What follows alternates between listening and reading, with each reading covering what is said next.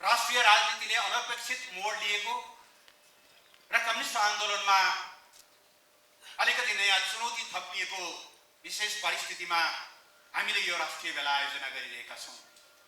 हुन त पार्टीको शीर्ष तहमा देखा परेका समस्याहरूको बाछिटा उद्योग व्यवसाय क्षेत्रमा नपर्नु पर्ने थियो, किनभने उद्योग व्यवसायलाई मुलुकमा राजनीतिक स्थिरता चाहिन्छ, बलियो सरकार चाहिन्छ, नीतिको निरन्तरता चाहिन्छ।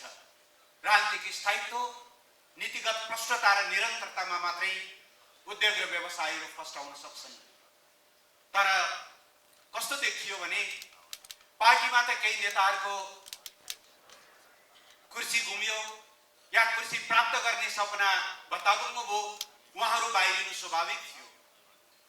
तर व्यवसायीहरू त राजनीतिक स्थिरताको पक्षमा उभिनु पर्थ्यो, नीतिगत निरन्तरताको पक्षमा उभिनु पर्थ्यो र त्यस्तो गर्न पाउनुहुन्न तपाईहरू भनेर दबाव सृजना गर्नु पर्थ्यो।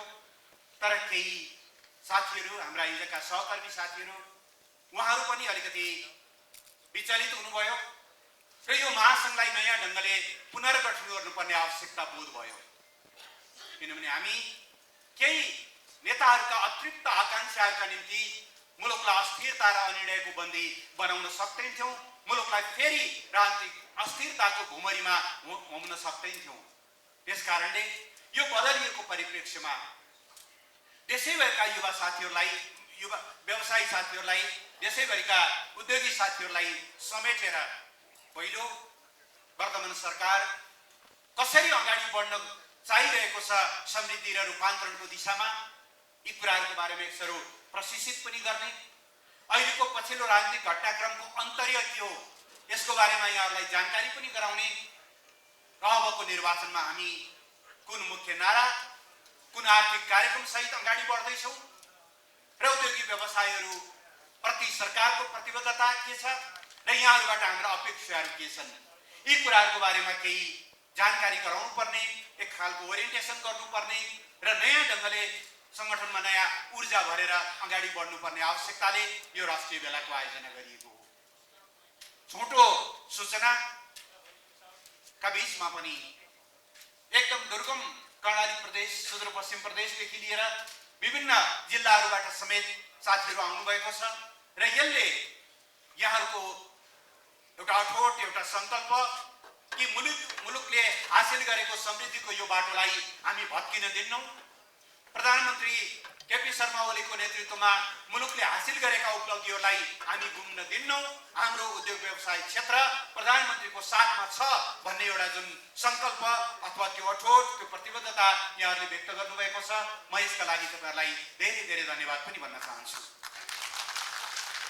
आदरणीय उद्योगी व्यवसायी मित्रहरू, हामीले एउटा निष्कर्ष निकाल्यौं।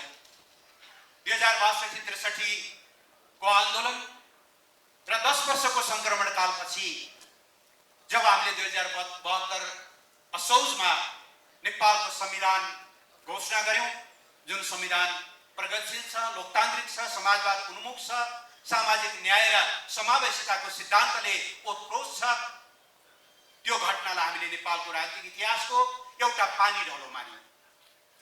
त्यो भन्दा अगाडिको झन्डै 70 वर्ष नेपाली जनताले अधिकार प्राप्तिका लागि लडाईँ लडे। त्यो लडाईँ कहिले शान्तिपूर्ण भयो, कहिले हिंसात्मक भयो, कहिले कानुनी दायराभित्र भयो, कहिले कानुनका घेरा तोडेर भयो। जुनसुकै हिसाबले गरिए पनि जनताको त्यो बलिदानी संघर्षका बलमा हामीले नेपालमा संघीय लोकतान्त्रिक गणतन्त्र स्थापना गर्यौं र जनताका प्रतिनिधिहरूले आफ्नै हातले लेखेको संविधानबाट हामी आज शासित हुने, राज्य सञ्चालनको मूल दस्तावेज त्यसलाई बनाउने एउटा अवसर हामीले प्राप्त गर्यौं। त्यसलाई पानी ढलो मानेर हामीले के संकल्प गर्यौं भने अब अधिकार प्राप्तिको लडाईँ एकसरो सकियो, लोकतन्त्र प्राप्तिको लडाईँ एकसरो सकियो।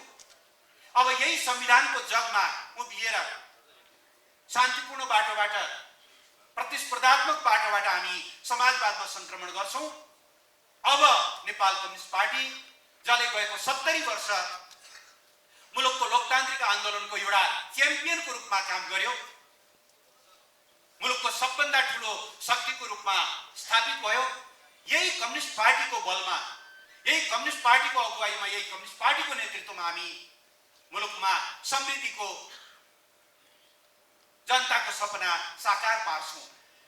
70 वर्ष हामी अधिकारका लागि लड्यौँ, अब 30 वर्ष हामी समृद्धिका लागि लड्छौँ र कम्युनिस्ट पार्टी 100 वर्ष पुरा हुने अबको 25-30 वर्षपछि नेपाललाई एउटा समृद्ध मुलुकको हाराहारीमा पुर्याउने कामको नेतृत्व पनि हामी कम्युनिस्ट पार्टीले नै गर्छौँ। एउटा संकल्प हामीले गर्यौँ। यही संकल्पका साथ हामी गत निर्वाचनमा संयुक्त घोषणाका साथ चुनाव पछाडि सरकार बनाउने, पार्टी एकता गर्ने र संविधानको रक्षा, प्रयोग र विकास गर्दै मुलुकको समृद्धिको अगुवाई गर्ने संकल्पका साथ हामी निर्वाचनमा उभियौँ। नेपाली जनताप्रति हामी कृतज्ञ छौँ। उहाँहरूले हाम्रो त्यो सपनालाई, हाम्रो त्यो संकल्पलाई अनुमोदन गरिदिनु भयो। हामीले भारी बहुमत प्राप्त गर्यौँ। आज सरकारले 3 वर्षको अवधि पूरा गरेको छ सम्माननीय प्रधानमन्त्रीको नेतृत्वमा। आजै सम्माननीय प्रधानमन्त्रीले पुनर्निर्मित सिंहदरबारको नयाँ कार्यकक्षबाट, त्यो परिसरबाट यो 3 वर्षमा हामीले के काम गर्यौँ भन्ने कुराको एउटा विस्तृत विवरण पनि आम जनता समक्ष प्रस्तुत गर्नुभएको छ। यो 3 वर्षलाई हामीले मुलुकको मुहार बदल्ने, जनताको अनुहारमा खुसियाली ल्याउने, मुलुकमा समृद्धिको आधार निर्माण गर्ने, तपाईहरुले भने जस्तै लगानी वृद्धि र रोजगारीका अवसरहरू सृजना गर्ने र विगतमा सशस्त्र द्वन्द्वको कारणले होस्, संक्रमणका कारणले होस्, राजतन्त्रको कारणले होस्, अनेकौं कारणले घुमेका हाम्रा विकासका अवसरहरूलाई यो छोटो समयमा पूरा गर्ने हिसाबले हामी केन्द्रित भएर लाग्यौं। यो 3 वर्षका हाम्रा समग्र सूचकहरू हेर्दा हामीले गर्व गर्ने पर्याप्त ठाउँहरू छन्। नेपाल कोभिड सुरु हुनुभन्दा अगाडिसम्म लगातार करिब 7% आर्थिक वृद्धि गर्ने संसारका 10 वटा मुलुक मध्ये 9औं मुलुकको रूपमा थियो। यही अवधिमा हामीले नेपाललाई अति अल्प विकसित एलडीसी स्ट्याटसबाट लोअर मिडल इन्कम कन्ट्री अर्थात् निम्न मध्यम आय भएको मुलुकमा स्तरोन्नत गरेका छौं। यही अवधिमा नेपालमा डुइङ बिजनेस इन्डेक्स अर्थात् नेपालमा व्यवसाय र लगानीको वातावरण छ, हामीले एकैचोटी 14 फड्को मार्यौं। विश्व बैंकले हामीलाई त्यो ढंगले सम्मानित गर्यो। हामीले यस बीचमा मानव अधिकार सूचकाङ्कमा उल्लेख्य सुधार गरेर गत वर्षसम्म निम्न क्याटेगोरीमा रहेको नेपाललाई यसै वर्षदेखि मानव विकास सूचकाङ्कका दृष्टिले मध्यम आय भएको, मध्यम स्तरमा पुगेको मुलुकको रूपमा स्थापित गर्यौं। आयातहरू घटाउँदै जाने, निर्यातहरू बढाउँदै जाने ती कामहरू हामीले सम्पन्न गर्यौं।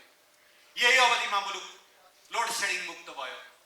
यही अवधिमा मुलुक तपाई व्यवसायहरूको लागि सधैँभरि एउटा टाउको दुखाइको जस्तो विषय बन्ने, सधैँभरि ट्रेड युनियनका नाममा हुने हडतालहरू, बन्दहरू, त्यो कारणले गर्दा व्यवसाय गर्ने वातावरण नै नहुने, जनतन उद्योग खोल्यो भने ऊर्जा नै नपुग्ने, जनतन उद्योग खोल्यो भने बाटाघाटाहरूको अवस्था यस्तो खतम कि त्यहाँ तपाईले न कच्चा पदार्थ पुर्याउन सक्ने, न उत्पादित सामानहरू बजारसम्म पुर्याउन सक्ने, यी सबै कुराहरूलाई हामीले उल्लेख्य सुधार गर्यौं। गएको 3 वर्षमा ठूला औद्योगिक प्रतिष्ठानहरू या मध्यम प्रतिष्ठानहरूमा पनि कहीँ पनि ठूला हडतालहरू, लामा हडतालहरू भएका छैनन्। किनभने हामीले यस्तो एरेन्ज गरेका छौं, लगानीकर्ताहरू, रोजगारदाताहरू र श्रमिकहरूको बीचमा एउटा राम्रो सम्बन्ध निर्माण गरेर त्यो एमिकेबल सल्युसनहरू हामीले खोल्यौं र देशलाई लगानीका निम्ति एउटा अनुकूल वातावरण निर्माण गर्ने काम गर्यौं। उद्योग मन्त्रालयमा त, उद्योग विभागमा त अहिले वन स्टप सर्भिस सेन्टर छ, जहाँ हिजो तपाईहरुलाई फर्म दर्ता गर्न, राष्ट्र बैंकबाट अन्य स्वीकृतिहरू लिन 10 ठाउँ धाउनु पर्ने अवस्थाबाट यो फाइल वल्लो टेबल पल्लो टेबल पल्लो टेबल पल्लो टेबल हुँदै महिनौसम्म झुल्ने स्थितिबाट विदिन केही आवर या बढीमा विदिन केही दिन सजिलै लगानी गर्न सक्ने वातावरण हामीले त्यसरी निर्माण गर्यौं। हिजो केही व्यवसायहरूका लागि मात्रै देशमा स्वर्ग जस्तो थियो। ठूला व्यवसायहरू जसले जनताबाट उठाएको भ्याट जो राज्यमा जम्माउनु पर्थ्यो, केही सीमित घरानाहरूका लागि भ्याट फिर्ताको नाममा उनीहरूलाई नै पुरस्कृत गर्ने यो खालको जुन अवस्था थियो त्यसलाई हामीले अन्त्य गर्यौं। यी ढङ्गले नेपाल बिस्तारै नयाँ ढङ्गले अगाडि बढ्दै थियो। राष्ट्रियताको सवालमा यस बीचमा भएका प्रगतिहरूको बारेमा मैले केही बताउनुपर्छ जस्तो लाग्दैन।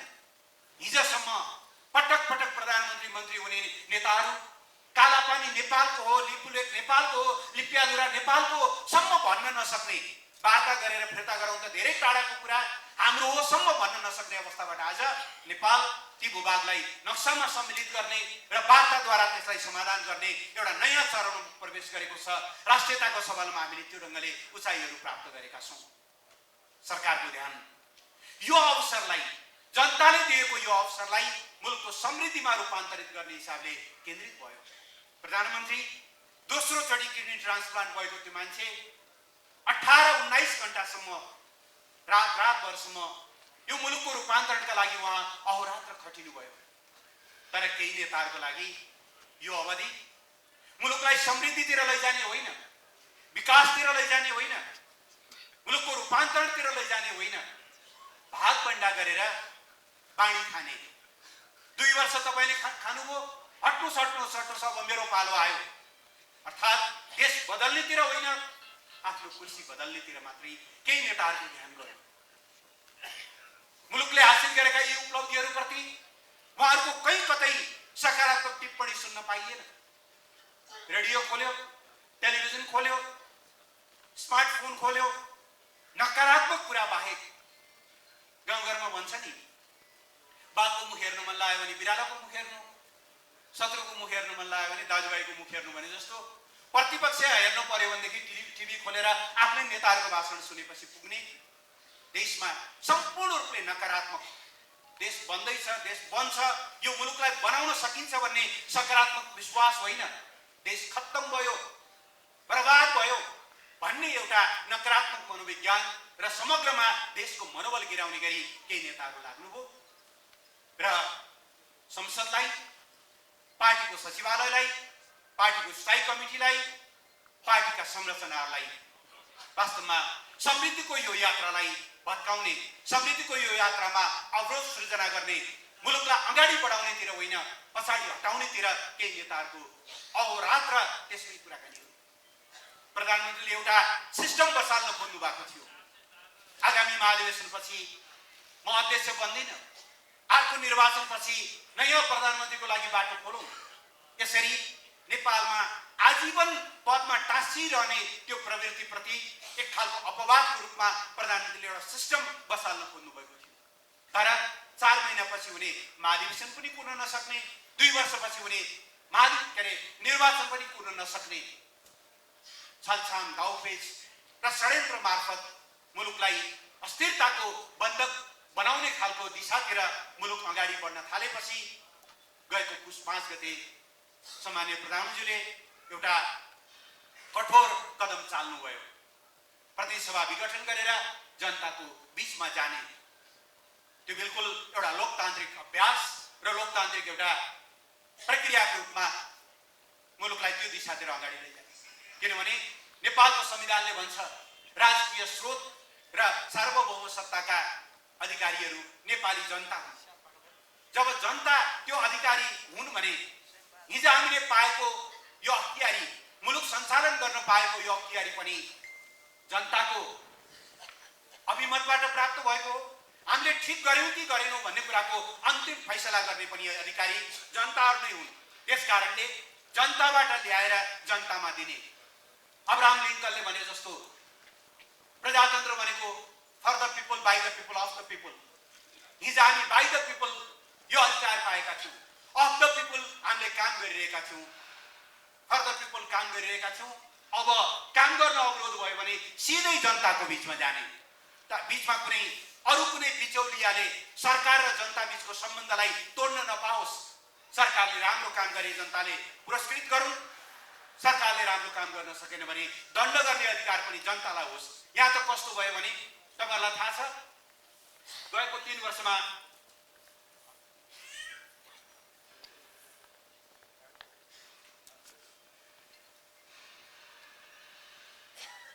यो 3 वर्षको बीचमा प्रमुख प्रतिपक्ष दल नेपाली कांग्रेसले कहिल्यै संस्थागत ढङ्गले प्रधानमन्त्रीको राजीनामा मागेको छैन। जनताले माग्ने त कुरै भएन। होला जनताका अझै योभन्दा राम्रो भइदियो हुन्थ्यो भन्ने गुनासाहरू थियो होला, सुझावहरू थियो होला, केही कुरामा चित्त बुझेन होला। तर तुलनात्मक रूपमा जनताको बीचमा समर्थन छ। प्रतिपक्ष राजीनामा माग्दैन, तर आफ्नै नेताहरू पाइलामा अडचन खडा गर्दै उहाँहरू अगाडि बढ्न दिनुहुन्न। यो खालको एउटा स्थिति सिर्जना भइसकेपछि जनतालाई रिझाएर नपुग्ने, 4 जना नेतालाई रिझाउनु पर्ने, केही सबै कुराहरू चाहिँ के भन्दाखेरि उहाँहरूकै हितका निम्ति बलिदान दिनुपर्ने, कुर्बानी दिनुपर्ने यो अवस्थालाई तोड्नु जरुरी भयो। त्यसो नगर्ने हो भने मुलुक फेरि एउटा अन्तहीन अस्थिरतातिर जाने हो। त्यही कुराले गर्दा हामी आज ताजा जनादेशमा जाने एउटा नयाँ बिन्दुमा आइपुगेका छौँ। यो ताजा जनादेश मुलुकमा राजनीतिक स्थिरताको सुनिश्चितताका लागि झ्याट्ट तपाईँलाई लाग्न सक्छ 5 वर्ष कार्यकाल भएको प्रतिनिधि सभा 3.5 वर्षमा विघटन गर्दा राजनीतिक स्थिरता त भएन नि, होइन। यसले राजनीतिक स्थिरताको सुनिश्चितता गर्छ, किनभने प्रतिनिधि सभा कायमै रहेको भए यो हुनेवाला त छैन। तर एकछिन एउटा काल्पनिक अनुमान गरौँ, केही गरी संसद पुनर्स्थापना भयो भने हुन्छ कि फेरि 6 महिनामा फेरि नै प्रधानमन्त्रीहरूका नयाँ फोटो सिंहदरबारमा टाँसिनुभन्दा, फेरि केही थान नयाँ साथीहरूले झन्डा लाएर हिँड्नुभन्दा देश र जनताले कुनै निकास पाउँछ? देश र जनताले खोजेको सिस्टम त्यस्तो हो र होइन नि त। त्यसकारणले राजनीतिक अस्थिरताको घुमरीबाट मुक्त गर्नको लागि फेरि जनतालाई ताजा जनादेश दिन हामीले आह्वान गरेका हौँ। यो राजनीतिक स्थिरताको लागि, यो समृद्धिको निरन्तरताका लागि हामीले बसालेका जगहरू भत्किन नपाउँ। कसरी भत्किँदो रहेछ हामीले देख्यौँ। अघि सम्माननीय प्रधानजीले भन्दै हुनुहुन्थ्यो, अघिल्लोचोटि शिलान्यास गरेर छोड्नुभयो रानी पोखरी। 2-2.5 वर्षपछि सरकारमा फर्किँदा यताको उता सार्नेसम्म काम भएको छैन। अघिल्लोचोटि शिलान्यास भयो धरारा, यताको इटा उता सार्नेसम्म काम भएको छैन। त्यतिन्जेल 97,000 भूकम्प पीडितहरूले घर पाएका थिए, घर बनेका थिए। फर्केर आउँदा 1.5 लाख पनि पुगेको छैन। यो बीचमा हामीले अरू 4 लाखभन्दा बढी नयाँ घरहरू बनाएर झन्डै 80% भन्दा बढी भूकम्प पीडितहरूलाई सुरक्षित आवासमा फर्काएका छौँ। हो, हामीले बसालेको यो समृद्धिको जग नभत्कियोस् भन्नका लागि, यसलाई निरन्तरता दिनका लागि यो ताजा जनादेश हो। राजनीतिमा अवसरवाद राजनीति सेवाको कुरा होइन। कहिल्यै तृप्त नहुने महत्वाकांक्षा जस्तो केही नेताहरू जति बोतल पानी पिए पनि तिर्खा नमेटिने 32 वर्षदेखि अविच्छिन्न नेता अध्यक्ष हुनुहुन्छ केही नेताहरू। सरकार के अरे नेतृत्व हस्तान्तरण गरौँ सपनामा पनि आउँदैन ती सोचहरू। 3 कार्यकाल 4 कार्यकाल महासचिव पार्टी नेतृत्वमा रहेका मान्छेहरू नयाँ नेतृत्व गरौँ, यो छैन। राजनीति भनेको केवल घुमाई फिराई आफू पदमा पुग्ने कुरालाई मात्रै। आज हेर्नु न, आज प्रतिगमनको परिभाषा साथीहरू प्रतिगमन र अग्रगमनको कुराहरू गरिरहनु भएको छ। केही नेताहरू कुर्सीमा पुग्नु मात्रै, केही नेताहरूलाई फेरि त्यो कुर्सीमा पुर्याउनु मात्रै अग्रगमन हो, या उहाँको त्यो सपना पुरा नहुनु प्रतिगमन हो? बिल्कुल आफ्नो कुर्सी प्राप्त भयो, सबै कुरा राम्रो अग्रगमन, आफ्नो कुर्सी खोजियो प्रतिगमन। यो ढङ्गको हास्यास्पद परिभाषा सहित मुलुकलाई के गर्न खोजिएको छ यो दिमागमा पनि स्वीकार हुन सक्दैन। त्यसमाथि झन् तपाईँ उद्योगी व्यवसायीहरूलाई त यो स्वीकार्य हुँदैन, हुनै सक्दैन। किनभने म फेरि दोहोऱ्याएर भन्न चाहन्छु, उद्योग र व्यवसायका लागि मुलुकको राजनीतिक स्थिरता अपरिहार्य हो। आज केही नेताहरूको दृष्टिकोण कस्तो देखिन्छ भने उद्योग र व्यवसाय क्षेत्र दुनो गाई जस्तो। आफूलाई चन्दा दियो, आफूलाई बास दियो, निशुल्क डेरा दियो, ती व्यवसायीहरू हाई चन्दा दियो, व्यवसायीहरू हाई अलिकति चित्त बुझेन, सुकिला मुकिलाहरू भनेर अवहेलना गरेको छ, दलाल पुँजीवादी भनेर ठप्पा लगाइदिएको छ, मान्छेलाई हतोत्साही बनाउने। के हामीले मुलुकलाई सुकिला मुकिलाहरूको देश बनाउनु खोजिया होइन र? सबै सुकिला मुकिला बनुन्, अहिलेको विपन्न अवस्थाबाट मुलुक माथि होस्, सबै मान्छेहरू गाडी चढ्न सक्ने, गाडी चढ्न नसके पनि मोटरसाइकल चढ्न सक्ने, त्यति पनि हुँदैन भने कमसेकम साइकल भए पनि डोर्याउन सक्ने अवस्थामा पुगुन् सबै नेपाली जनताहरू। साउको ऋणले, झाँतोले पिसे जस्तो उनीहरू हुन नपरोस्, सबै नागरिकका छोराछोरीहरू राम्रोसँग स्कुलमा जान पाउन्, बिमारी हुँदाखेरि औषधि उपचार पाउन्। हामीले खोजेको सिस्टम यही होइन र? यो दिशातिर अगाडि बढ्न खोज्दा केही व्यवसायीहरूले यो ढङ्गले अगाडि बढ्न खोज्दा हतोत्साही गर्ने, सुकिला मुकिला दलाल पुँजीवादी भनेर उहाँलाई डिस्करेज गर्ने। तर जसले अलिकति आश्रय दिएको छ, एउटा ठेक्का, 10औं ठेक्काहरू अलपत्र पारे पनि सुनपानी छर्केर चोखाइदिने, अरू अवैध ढङ्गले गतिविधि गरे पनि सुनपानी छर्केर चोखाइदिने। तर अलिकति तपाईँ क्रिटिकल हुनुहोस्, अलिकति तपाईँले फरक राय राख्नुहोस्, बस कुदृष्टि राख्नु। हामीले यस्तो गर्न खोजेको होइन। वर्तमान सरकारका लागि, प्रधानमन्त्रीले नेतृत्व गर्नुभएको यस पार्टीका लागि तपाईँहरू चन्दाका स्रोत होइन, तपाईँहरू समृद्धिका इन्जनहरू हो, तपाईँहरू समृद्धिका ड्राइभरहरू हो। हामी यस रूपले तपाईँलाई समृद्धिको ड्राइभरको रूपमा अगाडि बढाउन चाहन्छौँ, सम्मानित गर्न चाहन्छौँ। सरकारले एउटा अनुकूल वातावरण बनाउँछ लगानी र व्यवसायका लागि। फेयर व्यवसाय गर्नुहोस्, तपाईँहरूले फेयरली कर तिर्नुहोस्। त्यो कर मार्फत हामीले कर्णाली प्रदेशमा, प्रदेश 2 मा, सुदूरपश्चिममा जहाँ जहाँ नागरिकहरू विपन्न छन् उहाँहरूको अनुहारमा खुसियाली ल्याउनको निम्ति त्यो करलाई सदुपयोग गर्छौँ। तपाईँहरू समृद्ध बन्नु भनेको, तपाईँहरूको व्यवसाय फस्टाउनु भनेको देश समृद्ध बन्नु हो, देश फस्टाउनु हो। हामी तपाईँहरूको समृद्धिको सहायक बन्न चाहन्छौँ। तर केही नेताहरूलाई, केही व्यक्तिहरूलाई तपाईँहरूले चित्त बुझाउनु हो, तपाईँहरू समृद्ध बनेको कुरा चित्त बुझ्छ। तर अलिकति तपाईँले क्रिटिकल राख्नुभयो, धम्काएर हुन्छ कि तर्साएर हुन्छ कि के गरेर हुन्छ, यो ढङ्गले डिस्करेज गर्ने जुन खालको स्थिति छ, हामी यो स्थितिबाट मुक्त हुन चाहन्छौँ।